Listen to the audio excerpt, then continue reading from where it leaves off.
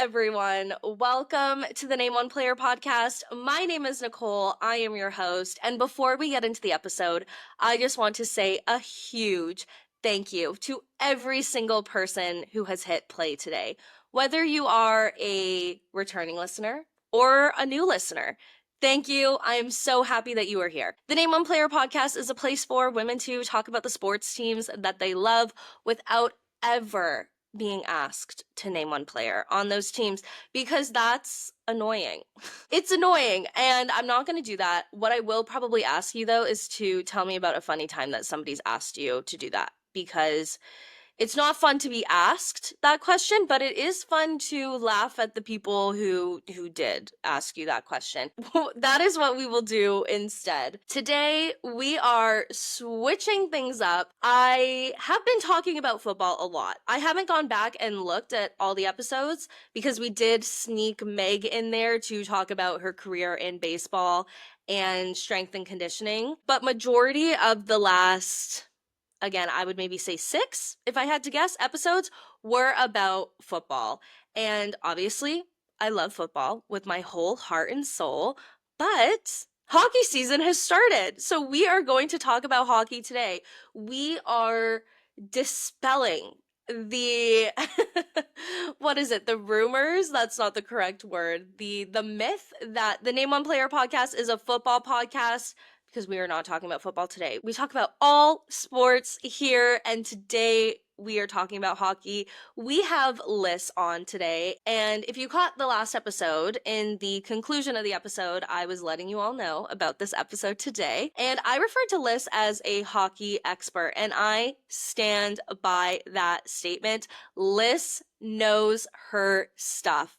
And I'm gonna let Lyss tell you all about herself, but she does a lot of really cool stuff in her city with talking about sports, working in sports media. She also has an amazing podcast called Chell Chit Chat. And again, I'm not gonna spoil it. I'm gonna let Lyss tell you all about it. And I'm gonna be fully transparent with Lyss about the fact that I do like hockey. For sure. I know a pretty good amount about the rules and a general idea of the players on the teams. It's definitely not at the level that I previously was. We've definitely fallen off with my hockey knowledge in the past few years, but I'm ready to get back locked in, and I'm hoping that Lyss will be able to give me, and maybe anybody else who's listening who likes hockey but isn't quite sure where to start with the season, some pointers on what to watch out for this season, what to look out for, some of the biggest storylines, all that kind of stuff.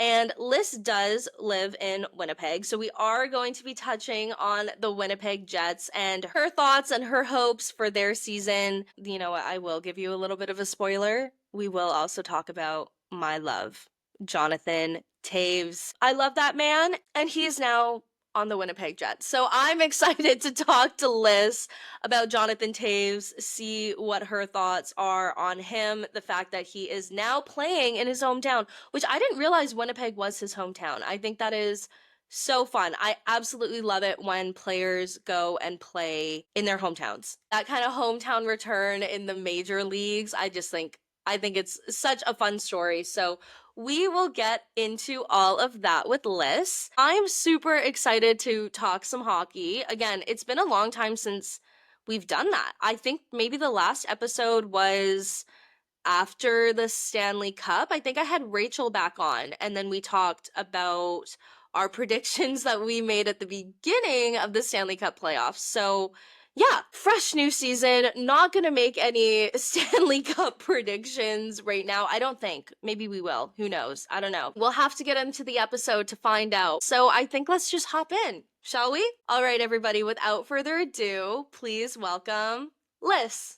All right, everybody, we have Lyss here with us. Lyss, how are you doing today? I am doing so well. I'm so excited to be here. Yes, thank you so much for joining us. I said actually in my last episode, and I've been doing a lot of football episodes recently, but hockey season has just started. I was like, I gotta get Lyss on here. I refer to you as a hockey expert, which I don't know if you refer to yourself as that, but I definitely consider you a hockey expert from all the stuff that I've seen on social media. Like you know what's going on. You know your stuff, and I absolutely love it. But tell me and the listeners a little bit about yourself. Yeah, for sure. So, like you said, my name's Lyss. I am from Winnipeg. So, the title I guess I would have to use at this point is like I am a content creator, right? Because I do my own social content talking about all things hockey, women in hockey, careers in hockey, and all that sort of stuff.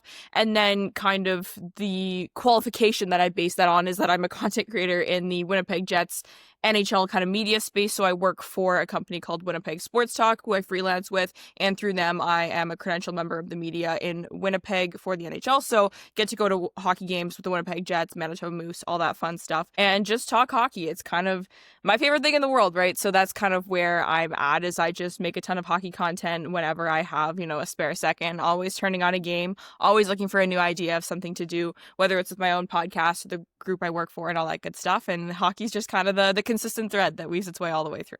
I love that. Okay, so you must be like hyped up the fact that you've got hockey back. Oh my gosh, yeah, no, it's so funny. So I'm sure we'll get into it a little bit more. Like I have a podcast called Chell Chit Chat that's kind of like a separate little passion project of mine that doesn't talk so much about like on ice hockey tactics in the same way it talks about like just larger storylines, hockey culture, all that sort of stuff. And I started it last season, and then when I decided I wanted to make another season of it, I was recording episodes in like May and June, and I was like, I'm gonna post these every Monday for 12 weeks up until the day before NHL hockey season starts, because when I start posting these in July, it means, girl, hockey season is almost back, because every Monday this is going to be happening, and then it's hockey. Like hockey's back. So like a lot of people take breaks in the summertime, but I'm like, how could I fill this with more NHL hockey, because I just love it too much. That is such a good point. I never really realized that. And we definitely will get all into talking about Chell Chit Chat. I love your show, but you're totally right. Like during the off season, that's when things kind of stop. That is when people kind of take their breaks, and Oh there yeah. is such a space to fill in those times really for any sport. So that is so genius. And I love what you said too, and I feel like this show is similar to that in the sense of there's a million shows that will go over every single thing that happened during a game. And I love it. I love shows like that, but it's just not necessarily my style. And I feel like there's definitely a lot of room for those shows, like you said, to talk about the culture, to talk about what's going on, to talk about the drama, to talk about the other women in this space who are loving sports, and to kind of get their stories and hear their expertise. I absolutely love that you're doing that. Yeah, no, I mean, I think the one thing I will say is part of, the summer, everyone does take that break because hockey season can be so grueling. You're playing every other day. It's so busy. And so, like, hockey content is not my full-time job. So I'm not nearly as, like, exhausted at the end of the season as everybody else is. These people who work for the teams or cover the teams in such great detail, like, oh my gosh, like, they need that break. And you know what? I probably needed it too, but, it's a little bit different. And I love having kind of that lane to talk about those bigger picture things, because I am so passionate about the sport and the on ice tactics and all that sort of stuff. And so I love having different avenues to talk about different things, so that, when people are tuning into an episode of this podcast or that podcast, they know what to expect from me. Because I'm kind of a mixed bag in terms of like what I want to talk about. Because sometimes, I want to do like, breaking down the WAG jackets and talking about the fashion aspect of that. But other times it's like, oh, why is this forecheck working against this team? And so Yeah. I understand that those don't necessarily always appeal to the same audiences. So I like to have kind of different avenues to talk about those things, so that I people love can it. tune into something that's applicable to them. I love it. And you know what you said too, and actually something that I do usually tell my guests, like in our little before we hit record, is that like, yes, I send you the list of questions here, but what I've been finding recently is the guests that I have on, and I feel like we're gonna have this too, is like you say such incredible things, and then my mind races, and I come up with a million questions based off of what you said. So we have a general script But we may not Yeah. follow that at all. But what I love that you just said about, taking a break and, maybe you did need a break. And a lot of people do need breaks during the off season. Of course, breaks are so important. But it does get difficult when you're talking about something that you do truly love. It is your passion. Hockey is your passion. And I've heard you say so many times that you just love hockey. It is a piece of you, and it's hard to take a break from a piece of you. Like, that's yourself. So No, exactly. And I think, the thing for me is like even right now, like for example, this past weekend, that just happened. The Winnipeg Jets had their home opener last Thursday, so a week ago from the time that we're posting this here. Manitoba Moose home opener was the day after. The Jets had a matinee the next day, and then the junior team that I cover had a game in that evening. So it was like back to back to back. And like I, was like drinking protein shakes and trying to like get my life together and just going back and forth and back and forth. And I'm a little bit maybe tired, maybe a little bit overwhelmed, maybe a little bit stressed, all these different things. But at the end of the day, never once was I like, I don't actually want to physically watch this hockey game. And that's always kind of my pulse check, right? It's like, if there ever comes a time where it's, I understand that it's work, so sometimes I need to shut my brain off, but that I wouldn't want to watch a hockey game, that's when it's a problem for me. If I ever find myself in a situation where I don't want to turn on a hockey game, where it isn't my first choice to turn on a hockey game, whether it's as background noise or something to watch, that's when I need to reevaluate where I'm at with my relationship with the sport and what I'm taking on and what I'm doing, because that's my main motivator and driving factor, is that I just really do love watching hockey. And if that ever starts to change, then we'll really need to reevaluate what's going on here. those check-ins and figuring out where you're at, because even as I said too, like it's hard to take breaks sometimes when you do actually love it. But you're totally right. Sometimes it gets to the point where you're like, oh my God, I just don't even want to hear anything. Like for me, it's about football. Like, I just don't want to hear, I don't want to hear the whistles. I don't want to hear, it's just too much going on. I'm just like too overstimulated. And once you get to that point, it's like, okay, let's take a break here. So I love that you said that, but we're not taking any breaks right now because it is week one, essentially, of the regular season of the National Hockey League. How happy are you that hockey is back? Oh, I am just over the moon. Like, it's so wonderful that now my social media feeds are back to being filled with, clips of goals and all these different things. Whereas, we always joke around in the off season. And it's so funny because hockey is my sport, but I do follow pretty much every other North American sport semi-casually, some a little bit more than others. And it's just so funny because I see, with these big NBA headlines or like every week in the NFL what we're talking about. And then it's like when you hit August in the National Hockey League, people are talking about these guys who are like the equivalent of like the 58th man on an NFL roster. And like I'm like, why are we talking about this? Like, oh my God, we need this sport back so badly. And it's always the ongoing bit of the off season. It's like, we need it back because why are we talking about this fourth line player and doing like hour-long deep dives on him because there's nothing else to talk about. So it's been great to have the storylines back and, something to watch every single night and all that good stuff. I love that there's just something to tune into because I'm such a huge fan of the sport. Yes, I have work that I have to do when certain teams are playing and all that sort of stuff, but like I appreciate good hockey, right? And there's just so much more of that happening now that the NHL is actually back. Totally. I love everything that you just said there. And it is so true. First of all, you said a semi-casual fan of like other sports. That is exactly how I would consider myself a fan of hockey. And I mean, I'm Canadian, so I feel like if you're Canadian and you live in a city where you have a hockey team, like you have a general idea of what's Yeah. going on. Like it's everywhere. So I grew up, watching the Canucks always on the TV. I always laugh too because it's like my family was like a 6 o'clock news family. So of course you have the sports section and the Canucks are what's going to be like front and center of the sports section of the news every single night. Like you don't even have to be listening and you're hearing it. So a general Canucks fan, I would say my investment increased in 2010, 2011, Fully when they tracked. started to go up and then Yeah. 2011 hits. Yeah. That's actually too, when we talk about the Jets, that's when my love of Jonathan Tape started because, Vancouver, Chicago, it's always been a bit of a rivalry when it comes to the playoffs. But that man, he stole my heart. He really did. Oh. And now the fact that he's playing in Winnipeg, I actually didn't catch either of the games because again, by the time that we're recording, there's only been 2 games.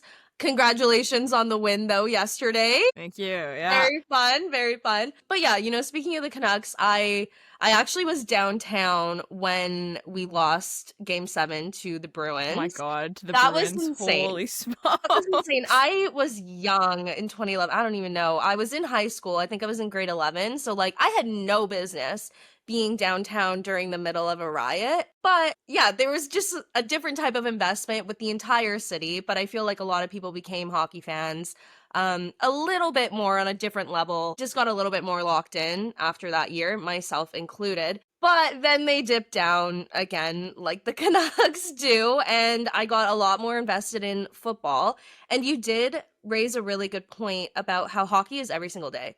Like during the hockey season, you have something to watch every single day, which is so great and something that I think football is missing because you have Tuesday, well, you have 2 days. You have, well, and I guess Saturday too if you're not watching college football. Yeah. I'm not a huge college football, so I'm like Tuesday, Wednesday, Friday, Saturday. I'm Yeah, like, yeah, I got no yeah, football to watch here. Yeah. yeah. Yeah. So it is nice having hockey to watch every single day. I actually used to live in Europe for a little bit, and watching hockey games there, it's just impossible with the time difference. It's just really not feasible if you're a semi-casual fan like myself. But now that I'm home, I'm here for the entire season. I'm like, okay, it's time for me again to get locked in, to get really invested.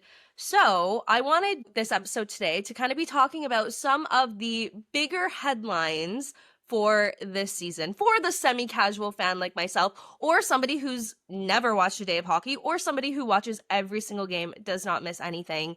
What are some things that I absolutely cannot miss? Yeah, I mean, I think that, the first disclaimer that I'll give is that I always need people to totally understand that this is what I'm here for. Like, I am the world's biggest semi-casual sports fan of leagues that I don't care about. So when people are like, oh, like, I only watch the Jets during the playoffs. I'm like, girl, that's the most exciting time. Of Yeah. course you're watching during the playoffs. Like, that's Yeah. so fun. And it's like, with, the Toronto Blue Jays going on right now where it's like, I'm locked in on the Blue Jays. And like, I don't think it makes me a bad semi-casual fan to not want to Yes. watch game 132 at 2 p.m. for the second day in a row against this. I don't even know. Like, it's an exciting time to, be able to engage with sports in such a way that is determined by you. You can Mhm. just watch games. You can just consume content. You can watch a game once every 3 weeks if you want. Like, it's totally up to us how we want to engage with the sport, which is so much fun. I love But that. my Yeah. hope is always that people can make the most informed decisions possible when choosing how and when to engage with the sport. And so that's where we're at with this kind of question. So going into the league this year, hockey is like every other sport where you always know who the good teams are going to be. You always know who the bad teams are going to be, and you always know that there's some kind of middle of the pack, and teams can overperform and underperform for sure, but there are certain teams that it would be a shock to anyone who follows the sport if they didn't make the playoffs, and vice versa for teams that if they did, they do.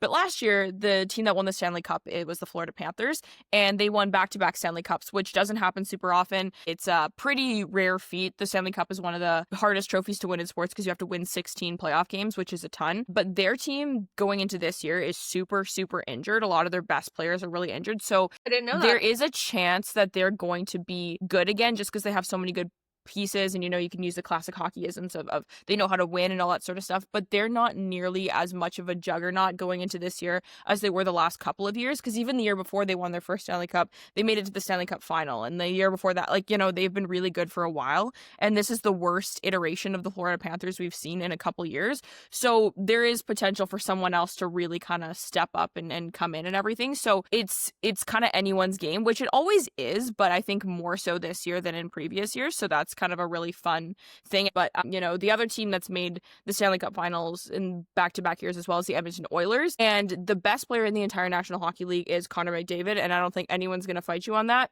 He just signed a 2-year deal. And a lot of players, when they have, when they're as good as Connor McDavid is, they sign these really long-term deals. And we're starting to see a little bit of a shift in the kinds of deals that players are signing. So Connor McDavid only signing 2 years. There's a lot of pressure on the Edmonton Oilers to win, so that they're a really interesting team to watch. And, a lot of really young, fun rookies kind of coming in. Teams like the Utah Mammoth. Like, they're a new team, first year actually having a team name. Yeah. They're really young and fun, so they're going to be fun to watch.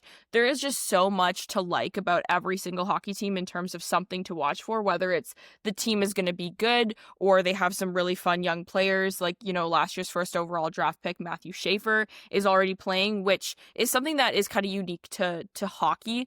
Something like the NFL, where it's like, guys finish their college career, and when they get drafted, the odds of them, starting as a rookie is usually pretty high. Like, I know we've seen with some of the quarterbacks, like, they don't always come in right away or whatever. But in hockey, sometimes a guy won't actually start his NHL career till like 3, 4, 5 years after he's drafted. So when a player gets drafted and immediately starts playing the following fall, it's always very kind of like, okay, what's going to happen here? Is this going to work out? And so far, last year's first overall pick, Matthew Schaefer, has been really, really good. So there's so much to like and so much to watch for. I can't even cover it all in just an answer, but there's a lot going on, and like you said, hockey games every night, so there's always something to lock in on.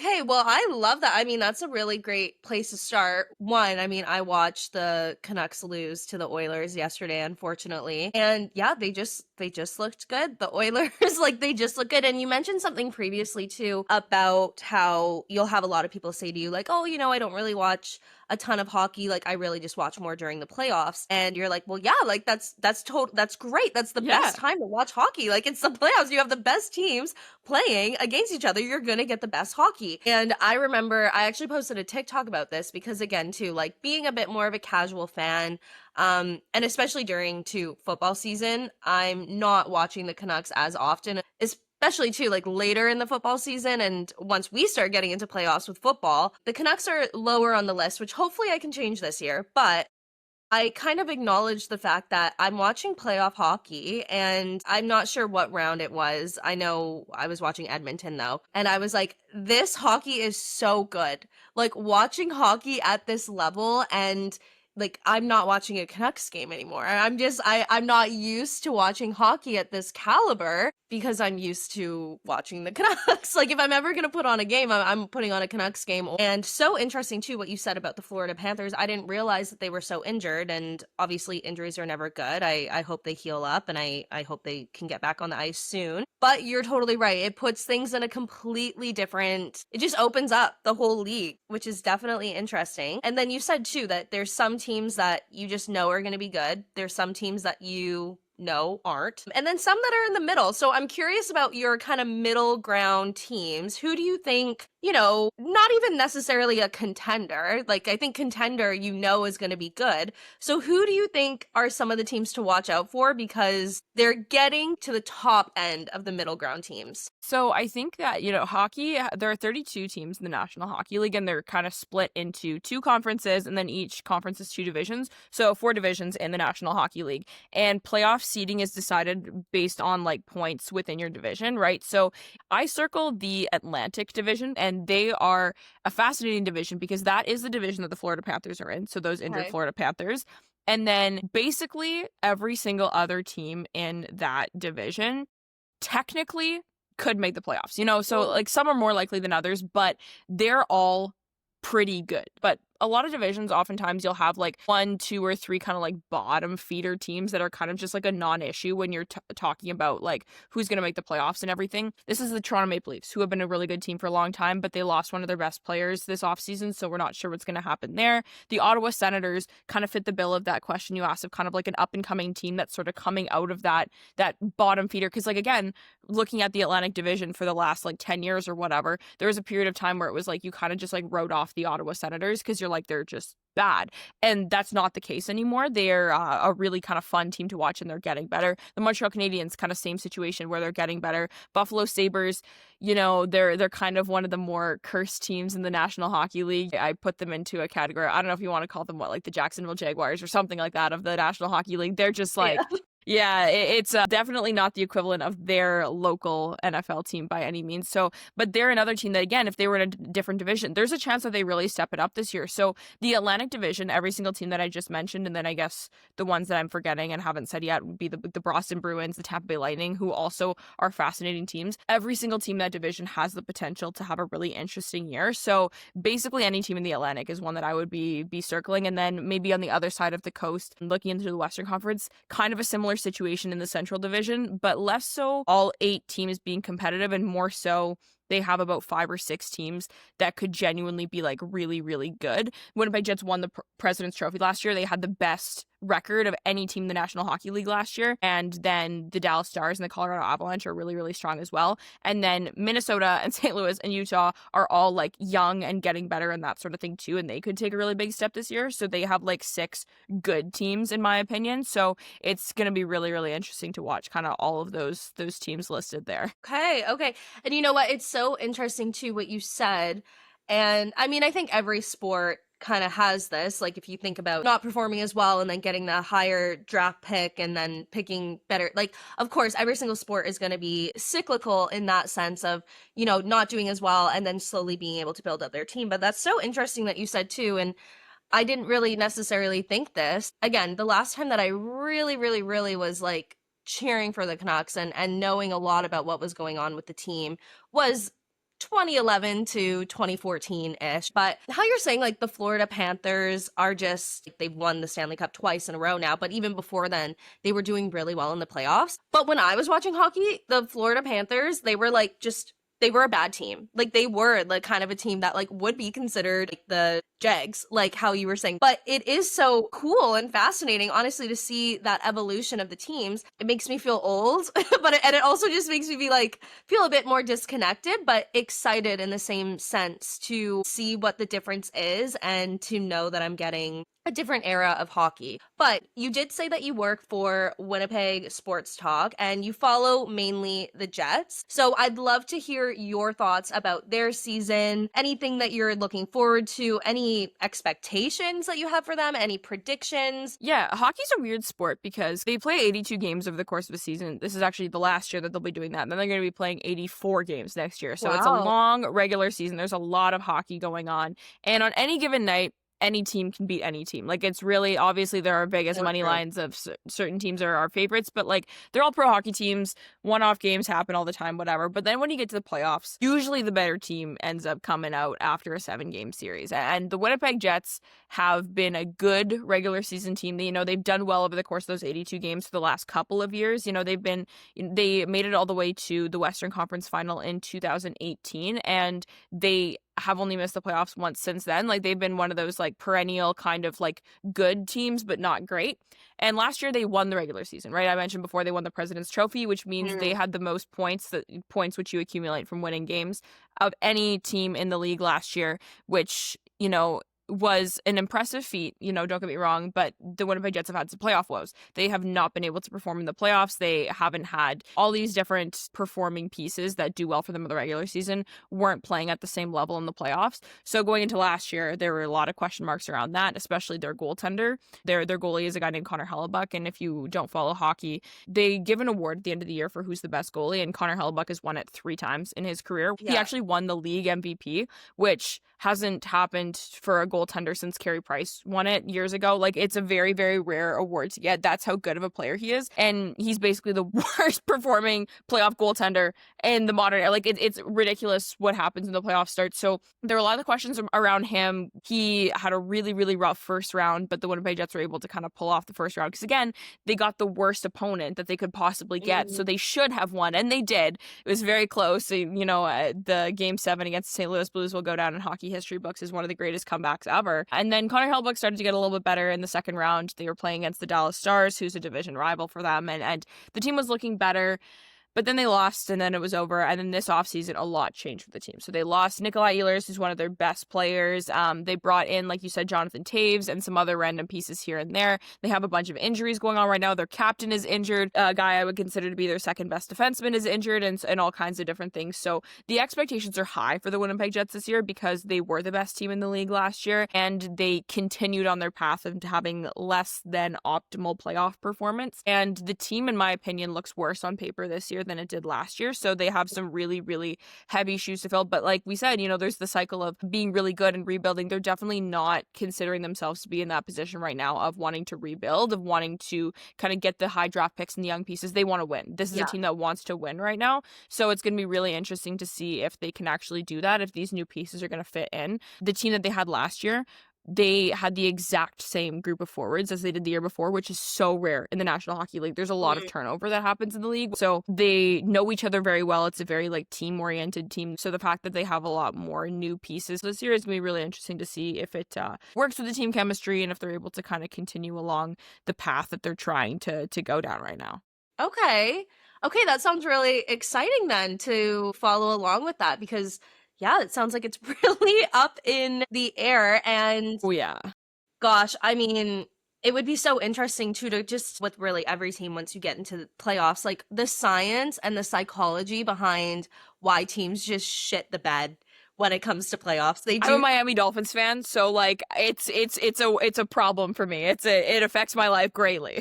And it's like, why? Like, what is it? And I mean, I don't play sports on a professional level, but you know, I used to do cheerleading on a not professional at all, but like on a quite high level. And there definitely is that element of the psychological, like the mind blocks and just like wanting it so bad that your brain just that self-sabotage like aspect to it. And it is so disappointing when you're so invested watching these teams and even more so for the players, like being in those situations and then just not being able to perform as well as one the kind of world is expecting them to, but even more importantly, how they're expecting themselves to play and how they're wanting to play. Because at the end of the day, the fans and the people watching, like, we're just people sitting at home on our couches, but the people who are actually playing, and I always think of Connor McDavid and his face off and how his whole speech went down and everything, and just that emotion behind it. It's so interesting to see. So hopefully the Jets, for your sake, and really everybody else who follows along with them, hopefully they can go a little bit further. That would be nice. And again, too, I love Jonathan Toews. I didn't even realize that he's from Winnipeg. Yeah. That's always So a fun story when they go back home and playing for their hometown team. Like that's always a nice it's story. been pretty crazy, yeah, because like you said, he's from Winnipeg, and the Winnipeg Jets haven't had any homegrown superstars play for the team since 2011. And I actually I'm in the same boat as you. Like Jets didn't come back to 2011, so when I was a kid, we didn't have a National Hockey League team here, so everyone kind of had their own teams. I was a Chicago Blackhawks fan because I was a Jonathan Toews fan. He is the most decorated, Manitoban hockey player ever. He's an incredible hockey player, and I'm also of that age of people who, kind of fell in love with hockey during the Sidney Crosby, Alex Ovechkin, Jonathan Toews era, right? So my jersey number was 19 growing up and all that sort of stuff. Like that was my guy as well. Like I was a huge Jonathan Toews fan. When the Jets came back, I became gradually less locked in on the Blackhawks as the Jets came back, but like I was a huge fan during all their cup runs and everything like that, which was really cool. So it's been really neat to see the town kind of embrace him in that capacity because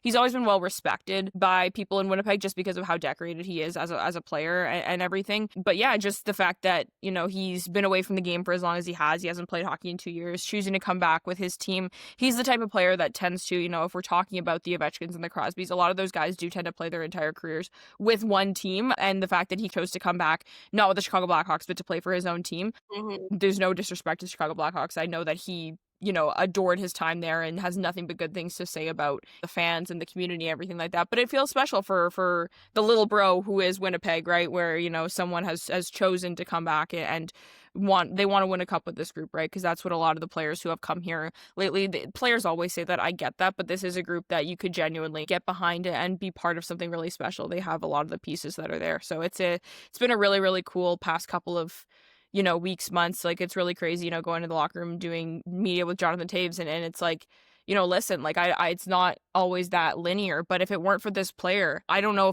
if we'd both be in this locker room right now, honestly. Wow. Like it's genuinely that deep and personal, so it's pretty cool to be part of it all. Wow, that is so cool. Okay, let's get more into your role of working in media. I'd love to hear about that. How did that start? Did you always know that this is kind of the route that you wanted to go down? I mean, it sounds like you've always been passionate about hockey, but when did you know that, you wanted to be in these locker rooms and get as involved as you could? Yeah, I mean, it's one of those things that I don't know if I ever really clued into it being something that I wanted to do or something I like. Like I always really enjoyed hockey, but it's so weird. This is kind of a crazy thing. I don't know if I've ever actually shared this on any podcast or socials before, but when I was a kid, I used to write books. That was like my thing. That's not like a huge secret, but I was in like high school writing books and everything, and I didn't even consider that I needed to like make a plan for university, because I was like, I'll just write books. And Yeah. then, you get to grade 12 and you're like, ah, yeah, you should probably try and figure something out here. So I was like, need to choose a program. So I ended up going to business school because I was like, I really like math, I really like writing, and I really hate science. So it just kind of fit the bill there. And even when I was in university, I was like, I just like to write books. And I always enjoyed watching hockey and everything, but I never really considered any other sort of like career other than writing books. And then I was like, I don't know if I even want to write books. I don't know. So I've kind of been all over the place in terms of what I wanted to do and everything, but I got into the hockey space through online communities the same way that a lot of people do. I was one of those girls who had like a One Direction fan page on Instagram or whatever growing up, and Love it. and I had a hockey Twitter account, and I would talk about the Winnipeg Jets or different storylines on hockey Twitter, and that was kind of how I started getting connected with everything. And Winnipeg's not that big of a city, so like, the local media folks, people who write for the local paper, or local athletic writers, or local Sportsnet and TSN people, whatever, they all know the fan base really well because that's who they're writing for, that's who they're creating Yeah. content for, so they get to know them and everything. So through that, I got informally connected with all kinds of different people and everything, and I'm just like the epitome of a yes man. So like, people would be like, oh, like, do you want to go to a hockey game tonight? I'd be like, yeah, like, sounds good, like, why not, kind of thing. And people started asking me if I wanted to like go on podcasts when I was just a hockey Twitter poster, and I was like, okay, sure, like, if you guys care to hear what I have to say, then let's do it, let's talk about the Winnipeg Jets. And so I started saying yes to things like that because I've always kind of brought a very personable and like informed, but not an in your face informed kind of perspective to hockey, where, it's like, I will make jokes about hockey players like kissing on the ice or whatever kind of thing, but then afterwards I'll be like, watch the goalie's positioning on this shot and how the blocker is too low, like, kind of like a little bit of back and forth there. Yeah. I've always kind of brought my personality to everything that I do, and so I just started saying yes to things. And then there was a role that opened up to do like post-game content for a company that one of my friends spoke very highly of, so I was like, okay, sure, like, it's basically what I would call free money for me, right? Because it's like, I love to talk about this regardless, let's kind of go from there. And Yeah. I've just continued saying yes to things and kind of ended up where I am. Like, kind of the joke for me is, it's like, how can I find a way to just spend as much time in hockey as I possibly can? And there's got to be some give and take. And what I receive is getting to go to hockey games for free, and I do have to give something for that. It's like, if I can create a product that people actually want to consume enough to validate me being in these rooms and at these games, and like, let's do it, because I'm so happy being where I am. And so I never ever considered myself to have career aspirations in hockey media, and I don't even know that I still do, right? Like, this isn't my full-time job. When I went to business school, I became super passionate about marketing. Like, I am so passionate about business, as silly as that sounds. Like, I love it. Like, it's so much fun for me, and I love the tactics of hockey, and I love all kinds of different things about hockey. And I don't know that it's necessarily a full-time career aspiration for me, but I absolutely love where I am, and I feel so privileged to be in the position that I'm in, and I'm just happy exactly where I am. Oh, I love that. First of all, I love that you're like, I'm just gonna write books. Like, and how you're in high school and you're like, well, what do you mean? I'm just Oh my gonna write God. books for the rest of It's my life. Like, I don't. insane. My parents are like, girl, get up. Like, what are you doing? And, the fact that how you said you're a yes man, you're just showing up to these places, the opportunities really seem like they are, I want to say, presenting themselves to you, but at the same time, you are putting in the work for them. Like, you are showing your passion, like talking online about sports and stuff, and people aren't just finding you randomly and offering you these Exactly, things. yeah. Like, you are putting in the work, you are putting yourselves in those places. But at the same time, it's because it's a passion of yours, because it's something that you genuinely wanted to do. It's not like you woke up and you're like, okay, I'm going to get asked to go on this many podcasts and then Yeah. say this If I was many just trying to pay the bills, this wouldn't be the route that I'd be taking, right? Like, it's not the most lucrative industry by any means. Like, it definitely does come from the passion, for sure. Well, I love that. And like you said too, it's a give and take. You're being able to go to these games because you love to go to these games, but then you also have to give your opinion and, break down what you're seeing and get these interviews and all that great stuff, which you do a really great job at. So I know you're saying you don't know what's going to come next, and nobody ever really does, but I do think you're Exactly. really great at what you do. So just Thank keep you, that in thank mind. you. Another thing that I think you're really great at is interviewing, and you have a podcast, Gel Chit Chat. You refer to it as your passion project. And I've listened to quite a few episodes. I think they're awesome. And something I've noticed is that you're a really great interviewer. The way that you ask your questions just seems so insightful and just kind of like a step above the basic Tell me about yourself. Like it was, I can't remember the exact question, but the last two girls that you had on, you were asking them essentially like, tell me how you got the job, but I loved how you worded it. Like, tell me what you have that's made you stand apart from the rest of the applicants. So just that extra little piece, I think you're doing a really great job of that. But that's a very long-winded way of saying, tell me more about your passion project. Tell me more about Child Chit Chat. What inspired you to create that, and what's going on with the show now? Yeah, so Chill Chit Chat is my podcast that actually started from my TikTok account. My TikTok account years ago, probably about 2 or so years ago now, I started doing get ready with me videos while I would explain things about hockey because I initially actually, and this is where like the marketing kind of comes into things. When I first started making content on TikTok, it was a lot about the Winnipeg Jets. And one day I went on to my like follower metrics, whatever, and it was like 92% men. And I was like, ugh. I was like, this is not what I'm trying to do here. Oh my gosh. And then so I went through, I did like an audit of my account to be like, hey, like, why is this like exclusively appealing to men, whatever. I ended up deleting that account. I had like thousands of followers. I deleted the account. And I was like, No I need to start way. fresh. Yeah.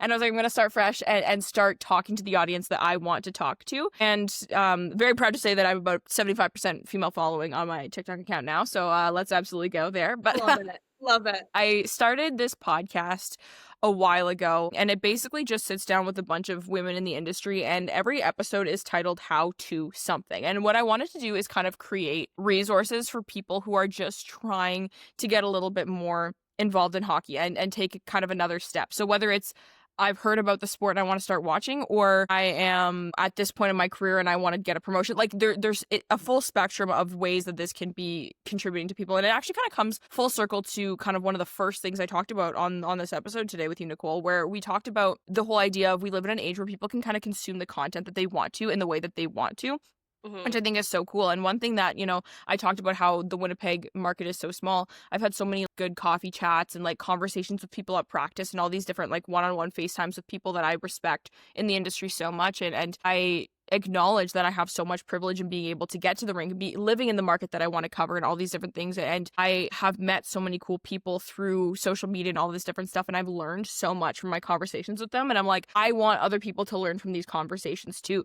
If you don't know these people, you still should get to learn from them because of how incredible and wonderful they are. And then there's the added lens of like, we only talk to girls on this podcast. It's a girl podcast for me because I think that, there's a layer to the whole women in sport angle where it's like, I don't always necessarily like the questions of like, oh, how does this experience feel as a woman in sport? Whereas it's like, okay, let's just do a little bit of deliberate question asking here where if you're asking me, Alyssa Houde, for my experience on something, you are getting my experience as a woman in sport because I don't experience things in any other way. So what I find about women is that they always bring such fascinating and articulate responses to whether it's complicated topics or deep areas and things like that because their experience is just so unique and different. And there's so much intersection there, right? Like women of color in sport have a completely different experience as well. And such an interesting angle that I love hearing about it. I don't need to ask them, like, how does this feel? This particular question I'm about to ask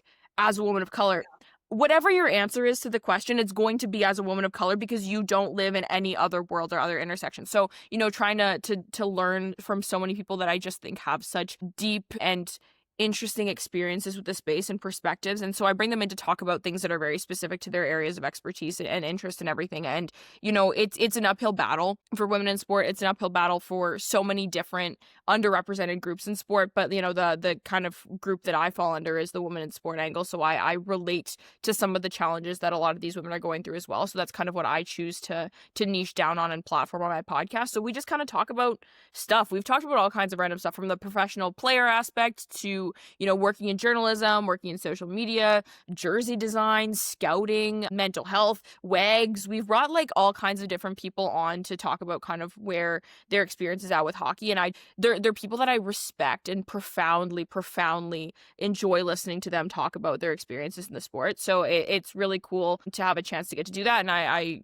am just so humble that these women have given me the time of day to come on my show and talk about what they do and their life and all their different perspectives and experiences because it's such a great amalgamation of different perspectives and beliefs and values in hockey that I think are so important. I love everything that you just said. That was such an amazing answer. I wrote down a couple things that I wanted to touch on because my ADHD brain usually forgets. So I was like, I have to write these two things down because I need to speak to them. Such a good point. First of all, what you said too about how it's kind of like a mixed bag. There's multiple different topics that you talk about. And I feel like, at least for me with the Name One Player podcast, I feel like I do the same thing. Like there's multiple different things that I want to talk about. And sometimes I struggle with that a little bit. And I go back and forth. I'm like, should this be a strictly talking to women who work in sports type of podcast, like career advice type of podcast? Should it be a specifically a football podcast? Should it be specifically talking to newer fans? What should this be? And I feel like a lot of the time in media, they tell you to hone in on like a certain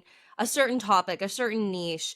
But I do feel like the way that women's brains work, like we are able to take in a lot of different information, and it'd be so fascinating to hear from so many different women and hear from all these different experiences and beliefs and just different levels of fandom and experts and new fans and everything. And the guests that I have on here, I respect every single one of them. Like you said, you respect these people so much that you just want everybody to be able to hear what they're talking about, right? You don't want to just keep it to one certain thing. There's so many incredible women who love sports, who love talking about sports, who have incredible careers in sports, who are just starting their career in sports. And it's like, I want to get that out to every single person. And it's so exciting to know that there are women who want to hear about all of it, that we don't have to just stick to like one certain thing and put ourselves in like one box. We can talk about so many different things, and there is an audience that truly appreciates listening to all of it. And it's so funny too what you said about when you look at your audience analytics and how it was like 97% men or something for you. I remember when I first started the Name One Player podcast, and genuine appreciation to all of the men who do still listen to the podcast, but who started to listen to the podcast because, again, I started talking about sports on Twitter. I started talking about football on Twitter, and there's no denying that football Twitter is mainly men. Incredible women on there talking about football, but there's more men in that space. And I remember my podcast analytics for the Name One Player podcast when it first came out was like 90% men. And I'm like, obviously I'm appreciative of any listen, of any rating, of anything like that. Like that's helpful. But like that's not what this is for. That is not what this is for. And thankfully, I am happy to announce that it is now 86% female. Thankfully, There we I go. love that. There we go. Absolutely love the whatever percentage left that are men that are listening. They absolutely can listen. And I think it's so valuable for men to listen to women in sports podcasts, to, like you said, women who love sports. We just have a different experience because it's our lived experience. You worded it so eloquently that I'm not going to be able to do it justice, but you don't have to say, how does this feel as a woman in sports? Because that's just your life, right? Like you live that life, so that's how it is as a woman in sports. It doesn't even necessarily need to always have that emphasis because that's just how you live your life. And I think it's so valuable for men, but everybody, to kind of listen to those perspectives, and not even women in sports. I think this is a whole other deep conversation, but it's so important to listen to different perspectives from different people because the way that people live their lives are going to be different. And there's so many valuable things that can be learned from just listening to everybody. I think it's great. I love it. But you did mention at the beginning of our conversation that this is more of an off-season thing. You did just do your last episode, I believe, it came out on Monday. Yeah. The Monday before the NHL season started, so whatever day that was. Yeah. So yes, because gosh, it's Sunday now, and then when this comes out, it's gonna be, I know, the days of the week all blend into one in the podcast universe. So you finished your second season.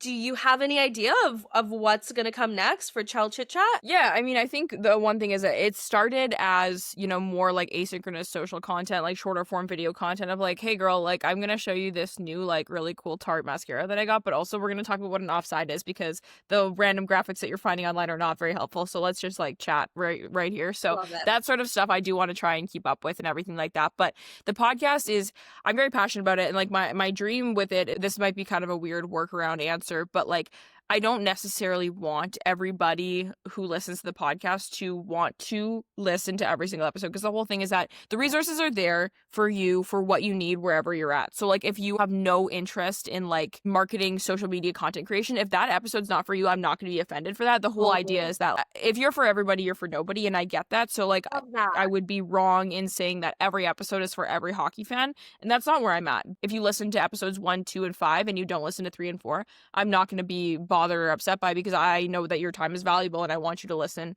to something that's actually meaningful to you. And so, in that same vein, I am only going to be putting out episodes of the show if I think that I am creating a valuable conversation. So, I did the first season, put together the episodes that I wanted, that I was like, these are people I want to talk to, these are topics I want to talk about, and I need to find someone who is qualified to speak on this. The second season, and I take pride in this, it had some deeper topics. We talked a little bit about some more tough mental health struggles in hockey, about, protecting your love of the sport, because we're all driven by passion, so it's very easy to get burnt out and stuff. Talking about the experience of queer and trans people in hockey and just different things like that, like just trying to really touch all the different bases. So in terms of the actual brand itself, there's going to be social content on my TikTok and Instagram for who knows how long to come, because I'm a yapper and I love telling everyone what's going on in my life. But in terms of the podcast, I'm sure there's more where all this has come from, but I'm not going to say it has to come in this many months, it has to come in this number of episodes. It's entirely reflective of what conversations I feel like need to be had and brought to the forefront. So I have no concrete timelines for what a third season of the podcast would look like, or what any future episodes would look like. But, if you do follow my socials, if you do subscribe on YouTube or podcast or anything, if you get a notification that a new episode is out, it's something that I'm very, very proud of, that I put a lot of work into, and that's going to create value, if not for you, then for someone else who's just trying to take another step in their hockey journey. Love it. And I mean, with that answer, like the authenticity is coming across so clearly. Like you said, too, you're only going to put out something that you're super proud of. I think that's really amazing that, there's no clear answer of what's going to happen, what the schedule is going to look like, but whatever does happen really is going to align with what you want to do. And I think that's genuinely the most important part. Like, you don't want to put out something that you don't want to do. There's no point in doing that. So it's going to be so exciting to see whatever comes next for you, however it happens. I will definitely be following along with your journey. All right, Lyss, last question for you. Obviously, the name of the show is called Name One Player. And that came to be just thinking about all the times that I've been asked to name one player, because at the time there was some drama going down on NFL Twitter, and talking about women in sports, and there was a lot of discourse surrounding the fact that women can't talk about sports because they don't know what they're talking about. And I'm sure you are not immune to those conversations, especially working in sports. So do you have any favorite name one player stories? It's happened all the time, right? And it's funny, at this point in my career, and I will say, like, the men in particular, I'm going to throw them a bone, that are in my life. Like, they've been good to me pretty much from the get-go and since day one. And so one thing that they've taught me really early on is, it's like, anyone whose opinion I respect would never ask a question like that. So So true. immediately when someone starts a conversation with that, like, I just don't even care. And it's so funny. I thought that maybe I'd get over that, because when people, like, they find my online presence or it's like, oh, it's very evident that this person is very involved in spaces. But it's kind of like reinvented itself. And people are like, literally a couple months ago, like, I was at like a trivia thing and I was like, yeah, I like sports. Some guy's like, oh yeah, like, what league did the Winnipeg Jets play in before they were in the NHL? And I'm like, what are we doing here? Like, and so I answered the question, and he was like, your stuff. And it's like, I get paid to talk about hockey. Of course I know hockey. And so it's always a backhanded thing when people are like, wow, like, this girl really knows her stuff. And it's like, why would they be paying me to talk about it if I didn't? Like, I don't understand how that's always like some weird revelation that dudes have. But, the one thing I will say about name one player that's always kind of cracked me up is that I've actually developed like kind of a reputation in the Winnipeg Jets space for naming all of the players. So the Winnipeg Jets became an NHL team in Winnipeg again in 2011. They got relocated from Atlanta. I was 10 years old at the time, so like, I know the team pretty well, and like, I've been around for all of it. The Winnipeg Jets were in Winnipeg up until 1997, so like, before I was born. So I know the history, I know how it matters to the city and all that sort of stuff, but I wasn't there living in it. I always joke I was dead then. And so the Jets came back in 2011, and I've been following them close enough for however long. But when the team's only been here for 15 years, it's a lot easier to kind of like condense everything that's happened since they've been back. It's not like you have, Montreal Canadiens-esque like 150 years of history, whatever sort of thing. So there is an ongoing bit where I love naming obscure Winnipeg Jets because there have been, in their first 14 seasons, 160 different players played games for the Winnipeg Jets in the regular season. So 160 different guys played games for the team. And I actually created like a Jet Punk quiz so that people can go and try and name as many of them as they can. Because again, you're not having to pull out guys who have 4 minutes of ice time from 1972. This has all happened in the last 15 years. So pretty much every player that you're going to see that. If you've been following the team for all 15 years, you're going to be like, oh yeah, that guy, right? Which is like every like hockey nerd's favorite feeling is to just like name a guy and be like, oh yeah, that guy, right? So if anyone ever chooses to engage in a name one player conversation with me, which they don't do as much anymore because I tend to have a pretty, I've been told, intimidating online presence in terms of my involvement in hockey because of how passionate I am about the sport and everything like that, and kind of freaks men out a little bit, which is definitely a bonus because I love making men uncomfortable. Yeah. But if anyone ever asks me to name one player on the Winnipeg Jets, I'll say, hey man, 160 different guys have played hockey for the Winnipeg Jets since 2011. Can you name all of them? Because I can, and it's fun because it's something I take pride in because it's fun because we love naming random guys. But the thing I always say, it's like if you actually wanted to test someone's hockey knowledge about something, you would ask them questions that you couldn't teach a monkey to memorize, right? Like memorizing names and lists and stuff like that, like that's something that's, like I said, you could teach a monkey to do that. So, you know, if you were like, oh, like what was happening on this goal here? Or like, what do you think of this team's forecheck against this team's whatever? But again, the guys who are asking these types of questions don't even know that shit. They don't even know what they're doing, right? So it's kind of a catch-22 that it's never really gonna, that conversation's never gonna end well for anybody because these dudes always think they're proving a point, and it's like, oh my God, I choose not to engage. And it's always really funny because, you know, at this point in my life, people will be like, oh, name one player. And my friends will always, you know, just jump on kind of my bed. They're like, name one player. It's like, she knows that player on a first name basis. Like, and so I'm like, hey guys, like chill. Like this is not worth our attention at this time right now. Okay, so many things to what you said because yeah, literally, it's like you are getting paid to be around these players. Like you know them on a first name basis. Like I'm not bros with them like that. I won't actually say we're not hanging out bros outside of work or anything. But still, you're in these spaces that these people who are asking you, can you name one player? They could only ever dream of being in the same spaces that you are. So that's always hilarious. And two, what you said. It's like you name one player on the Winnipeg Jets or whatever. It's like if a guy's saying that, it's like, oh, like name Josh Morrissey. Like Josh Morrissey would never ask anybody that question. So like stop using him. Don't use him in this scenario. Well, okay, and not to diminish, you know, being able to name 160 players, every single person who's ever touched the ice, but you can name the countries of the world and all these. I love naming things. God forbid a girl loves a list, you know? I've never really considered that. Like being able to name players, that's not sports knowledge. Like, no, it's not. And that's always my thing. People always think I know geography because I can name all 195 countries. Yes! I don't know anything about those countries. I just know how to name them. I know how to put them in a list. I don't know anything. Kind of a mind-blowing thing to me here. And I feel like nobody's ever touched on that. The fact that you can name these players, again, too, being able to name 160 players, like that is definitely being able to name 160 of anything is like kind of fun. It's like a fun thing to do, but it doesn't mean you know anything. It just means that like I've sat down and had way too much like screen time. Well, I'm curious, how did you memorize them? Is it by year? Is it alphabetical? Like how did that go? When I decided to make the list that I have is alphabetical by last name. Okay. But it's every single one of them, it shows the years that the player was active. So like the first player alphabetically I think is like John Albert or something like that. So it's like 2011, 2012, it'll show in brackets. So it'll show the years. So it's alphabetical, but like when I go through the list, I'll be like 2017, 2018 Jets. And then I'll be like, oh, like the weird defense core of 2021. And I have like different like categories that I'll use to try and name them all. It's like a fun quiz for myself to try and get them all in 20 minutes or whatever. But it doesn't mean I know anything. It just means I know how to name things. Like those names don't mean anything. Like even a bunch of the guys from 2011, I can't tell you anything about them as a player because I was 10 and I didn't know what was going on. I just know how to name them. It doesn't mean I know anything. That is too good and such an interesting way of framing it. And I like what you said too, that it's like anybody who's asking you that question, automatically, I don't respect them, you don't respect them. Any woman in sports, like automatically, I do not respect them. And it is such a good point. Any person man in particular, because I say this, like, I do use a lot of blanket statements. There's a lot of incredible men in the sports world who would never dream of asking these questions. They're like, I'm not trying to say that all men are like this, but blanket statement, I've never had a woman ask me to name one player. It's always been men quizzing me on my knowledge. Yeah, and the men I respect in the space have never asked me that question either. Never in a million years. And No. it's just such a good point. The respect automatically goes away.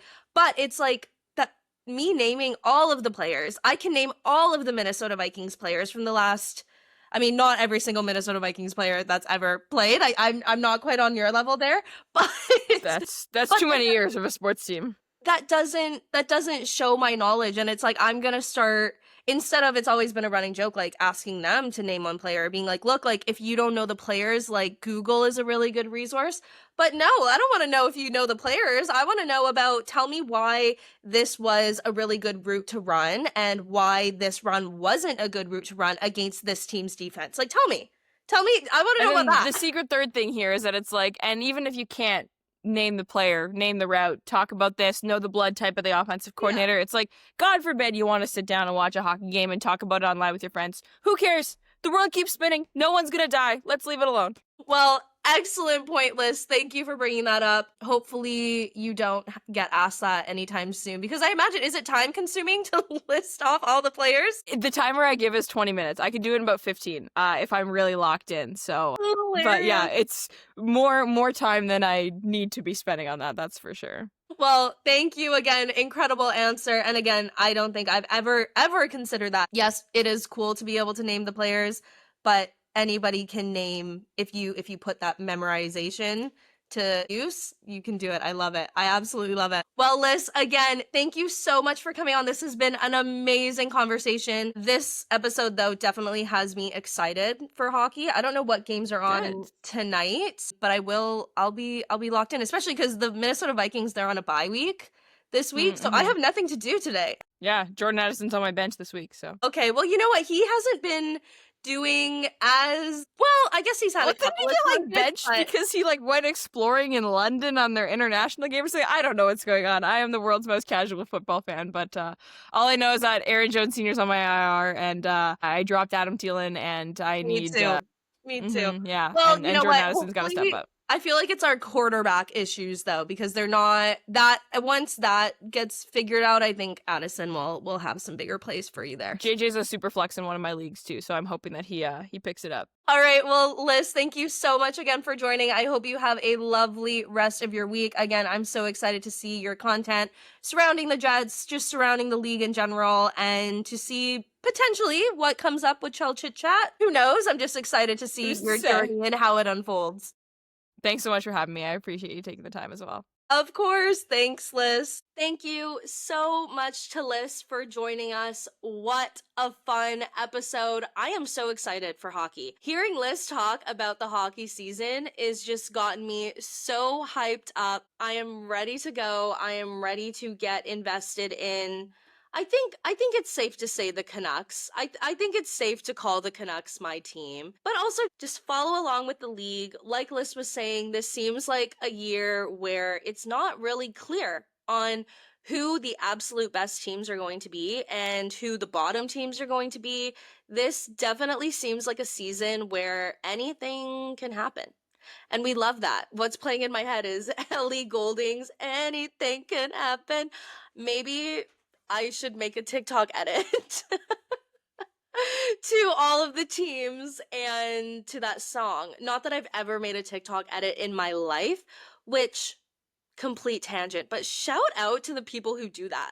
Like the Summer I Turned Pretty edits, or like any sports edits, just like compiling all of that. There must be an app that people do that on. Is there? I don't know. Let me know. Well, you don't have to, because in all honesty, I'm probably never going to make a sports edit or any type of edit with characters or players or whatever. But I appreciate the people that do. If there is anybody listening who does make edits, you feel free to take that idea. Ellie Goulding's Anything Can Happen, bop of a song, absolute banger. And, just have like all of the teams, those moments where they like shoot and score in the little celly. I think that would be really cool. And I hope I see that come across my For You page. Anyways, that is a really long-winded way of saying that I am so excited that hockey season is here. Thank you again to Lyss for joining us. I feel so prepared now for this season to go in and to follow along, and also definitely excited to follow along with Jonathan Toews. It's so funny how she said that, you know, the Blackhawks kind of just used to be her team to follow along with because of Jonathan Toews, and that was always my second favorite team. Well, actually, that's not true. My second favorite team, again, this is like me having to pick teams, and I feel like I've never really picked hockey teams because I've never really cared that much. But if we're going to, I would have said Canucks, number one, Minnesota Wild, number two, just because of my Minnesota friends that I've met through the Minnesota Vikings. But I would always keep the Blackhawks kind of up there, even when Jonathan Toews wasn't playing.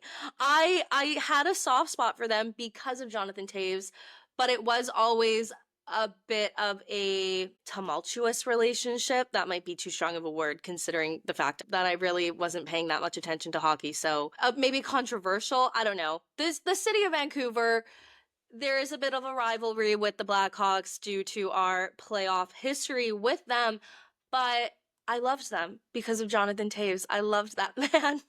But now I can say that the Winnipeg Jets are a team that I will support because of Jonathan Toews. And I am a very patriotic person for my country. I always enjoy supporting a Canadian team. Speaking of Canadian teams, another completely random tangent. The Toronto Blue Jays. I am so excited for them. I am so excited to continue to watch their playoff run. I hope that they do really well in this next series here. I am locked in. That would be really fun. That is another thing too. I don't really follow baseball all that much, but if there's a Canadian team in the playoffs, and Lyss honestly worded this perfectly, once you get into the postseason of any sport, that's when you're watching the best of the best play that sport. So why is it such a bad thing when people get invested during the playoffs? Like, again, that's the best time to watch. Why are we getting mad at people when they do that? So that's kind of where I'm at with baseball. Don't really follow it all that much during the season. Don't really follow it all that much during the postseason, to be honest, either. But the fact that Canada and the Toronto Blue Jays are playing postseason October baseball, I'm locked in, and I'm hoping they go all the way. Let's bring a World Series to Canada. Wouldn't that be fun? Have they ever won the World Series? Let me do a quick look. I know the last time they made it to the ALCS was like 2017. Have the Blue Jays won a World? You know what? This can be for anybody who does know the answer. Shout out the answer now. Have the Blue Jays won a World Series? And if yes, what year? Answers, please. They have. They have won the World Series. They won in 1992 and 93. Back to back. Congratulations to them. That was before I was born. Oh, and I'm just looking here. Who hasn't won a World Series? And that is the Seattle Mariners. Have not won a World Series. They are the only MLB franchise to have never won. Ooh, that does kind of make this a very interesting matchup then. The Blue Jays versus Mariners for the ALCS. Interesting. Interesting. Obviously rooting for Toronto in that case, but if they don't win, then I'm rooting for Seattle. Because let's get these guys a World Series win under their belts. All right, everybody, that is all from me. Thank you again so much to Lyss for coming on and catching me up to speed. I'm ready to go. I'm ready for this season. Another major thank you to all of you. Thank you to every single person for listening today. I appreciate it more than I'll ever be able to put into words. Honestly, sometimes I think about doing like an episode where I'm just thanking people because it really does feel like I need a full 55-minute episode to just thank every single person. And even then, I feel like that isn't enough time. So I will take the time now to profusely thank you all for listening. It makes me so happy. I say this all the time, but it truly does mean the world to me. There's nothing that means more to me than the fact that you guys listen and support this podcast. If you want to support the podcast any further, however, the best way to support is to subscribe to the Name One Player podcast on whatever platform you're listening on. Rate the show, like the episode, whatever platform you're listening on, whatever way that you can engage. I would absolutely appreciate it. And I'm so grateful for anybody who does do that. Thank you so much. All right, everyone. I think I've yapped enough. I am going to go now and I'm going to enjoy my peace and quiet, calm, Vikings free Sunday. And next week, we will be back with another football episode, okay? We've switched it up for a little bit, but we will be switching it back to football because I love it. And I love talking about it. And football isn't forever, okay? All right, everybody. I hope you have a lovely rest of your week. Whatever day you are listening to this, maybe it's Thursday, the day this comes out. Maybe it's a few days after. Maybe you're listening to this episode like a full year after it comes out, which, hello from the past, if that's the case. Whatever day you are listening on, I hope you've had a fantastic day and I hope you have a lovely rest of your week. All right, everyone, take care. Bye.